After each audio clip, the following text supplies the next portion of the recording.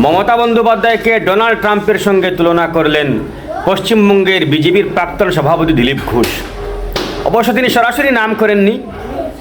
তিনি বলেছেন যে গণনার দিন এখানে গণ্ডগোল হতে পারে, তৃণমূল গণ্ডগোল করতে পারে, কেননা প্রথম দফার ভোটের পরেই তারা বুঝে গেছে যে তারা হারছে, তাই গণনার দিন গণ্ডগোল করতে পারে। এখানেও তো একজন ডোনাল্ড ট্রাম্প রয়েছেন, তিনি আবার হার পছন্দ করেন না, এরকম বলেছেন।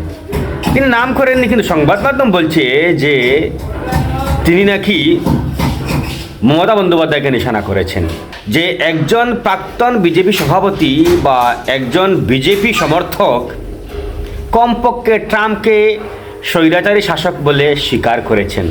ট্রাম্পকে যদি স্বৈরাচারী শাসক বলে স্বীকার করে থাকেন, তাহলে তো ট্রাম্প স্বৈরাচার। তিনি ইরানের সঙ্গে হারছেন, বা তিনি ইরানের উপর হামলা করেছেন, গণ্ডগোল পাকিয়েছেন, তিনি ইসরায়েলকে মদদ দিচ্ছেন গাজা ফিলিস্তিনে আক্রমণ করার জন্য, লেবাননে আক্রমণ করার জন্য। কোনো বিজেপি নেতার মুখে এটা কিন্তু এই প্রথম প্রকাশ্য এরকম ডোনাল্ড ট্রাম্পকে স্বৈরাচারী বলা। কেননা এরকম একটি রাজনৈতিক দল স্বীকারই করে না যে ডোনাল্ড ট্রাম্প ভুল করছেন, বেঞ্জামিন নেতানিয়াহু ভুল করছেন। তাদের অনেকেই তো তালি দিচ্ছেন, বগল বাজাচ্ছেন যে ফিলিস্তিনে এরকম মরছেন, হাজার হাজার নারী শিশু মারা যাচ্ছেন, বৃদ্ধ মারা যাচ্ছেন ইসরায়েলি বোম্বারিংয়ে, লেবাননে মারা যাচ্ছেন।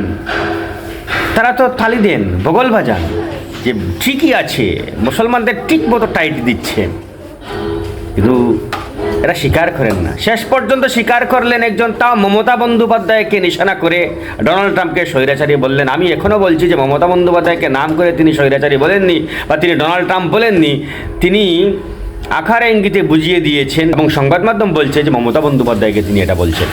যাই হোক, দেখা যাক কি হয়, পশ্চিমবঙ্গের ডোনাল্ড ট্রাম্প কী করেন।